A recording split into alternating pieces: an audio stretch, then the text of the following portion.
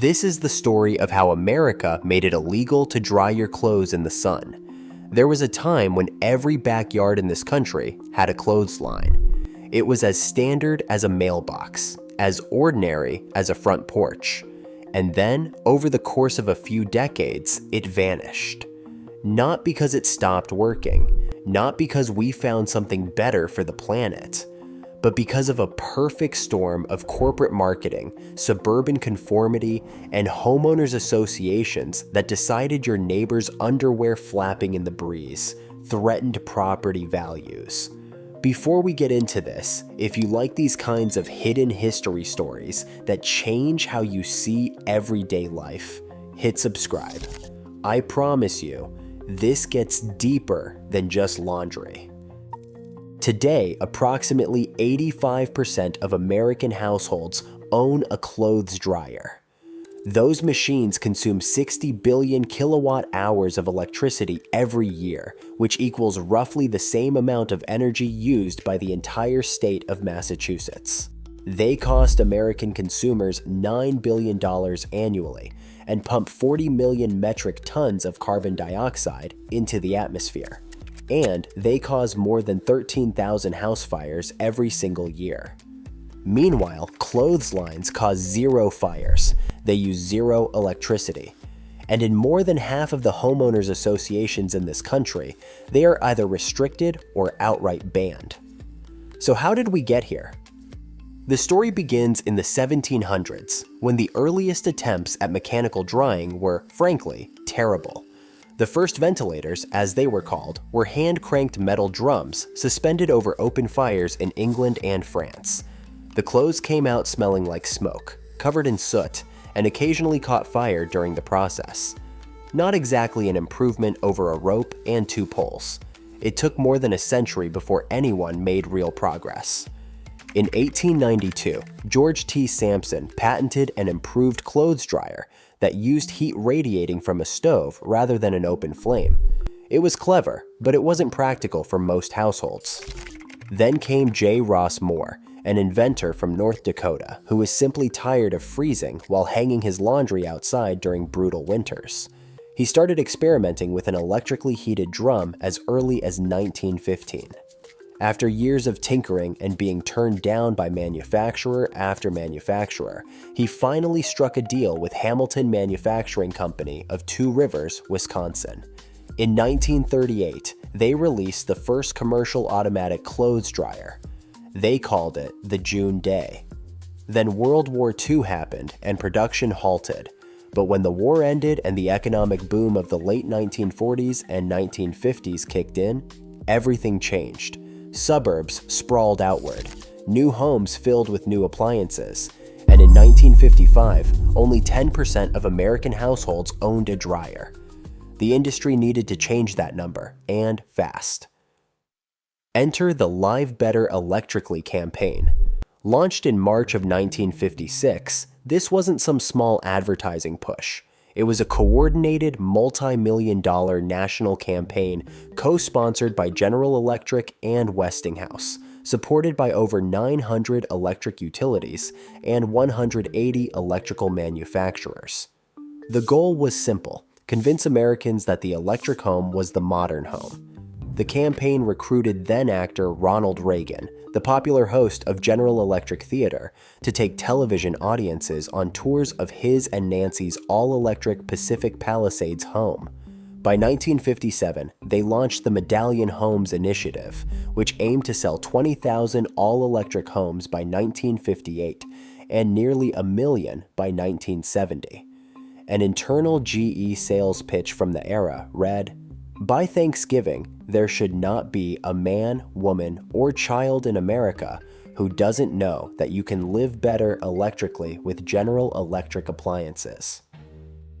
And it worked. By 2009, nearly 80% of households owned a dryer.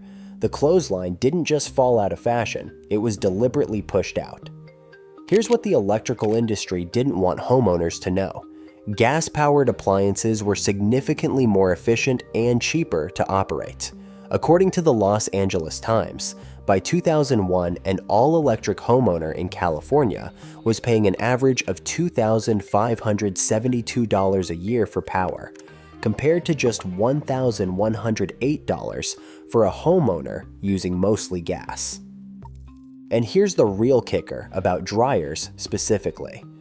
While new washing machines now use about 70% less energy than models sold 18 years ago, clothes dryers have made almost no progress in improving energy efficiency during that same period. The technology has essentially stagnated. But the economic and environmental cost is only half the story. The other half is cultural. As suburbs expanded, something interesting happened. Clotheslines became associated not with thrift or common sense, but with poverty. If you could afford a dryer, you used a dryer. If your clothes were hanging outside, it meant you couldn't. That perception, manufactured in part by decades of appliance marketing, became baked into the rules governing American neighborhoods. Today, more than 250,000 homeowners associations govern upward of 60 million Americans. Alexander Lee, a champion of the right to dry movement, estimates that more than half of them restrict or ban clotheslines. The reasoning usually comes down to aesthetics.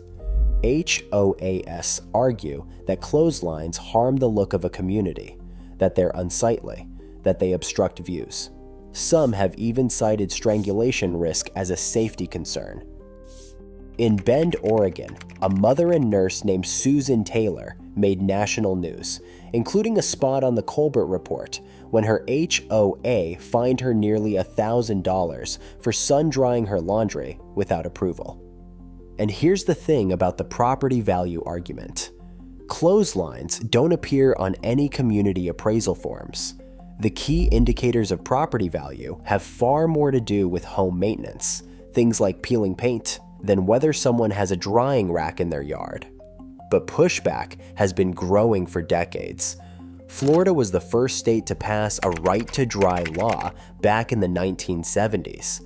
In 1995, a Middlebury College undergrad named Alexander Lee founded Project Laundry List after hearing Dr. Helen Caldicott say something that stuck with him. If we all did things like hang out our clothes, we could shut down the nuclear industry. Lee turned that idea into a movement. The first National Hanging Out Day was held in 1998. Vermont introduced its Right to Dry bill that same year, though it wouldn't pass until 2009. California followed in 2015, signing AB 1448 into law and declaring that any HOA rule effectively prohibiting clotheslines or drying racks in an owner's backyard was void and unenforceable. Today, 20 states have some form of right-to-dry legislation on the books, from Arizona to Wisconsin. But there's still no federal law guaranteeing Americans the right to dry their clothes in the sun. Think about that for a moment.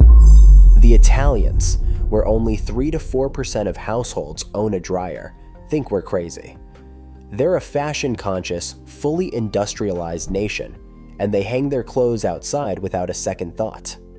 The typical American household could prevent 1,500 pounds of carbon dioxide from entering the atmosphere each year just by switching off the dryer. Clothes last longer when they're line dried because all that lint collecting in your dryer filter has to come from somewhere. It's your clothes slowly disintegrating with every cycle. If this made you look at something as simple as drying clothes differently, drop a like and comment "clothesline" if you'd actually switch back. I read every comment. The disappearance of the American clothesline isn't really a story about laundry. It's a story about how corporate interests, cultural pressure, and the tyranny of neighborhood conformity can make something completely rational seem backward. We took one of the simplest, most energy-efficient technologies ever devised, a rope between two poles, and we made it illegal. Not because it failed us, but because someone figured out how to sell us a machine instead. And 60 billion kilowatt hours later, some of us are starting to wonder if maybe our grandparents had it right all along.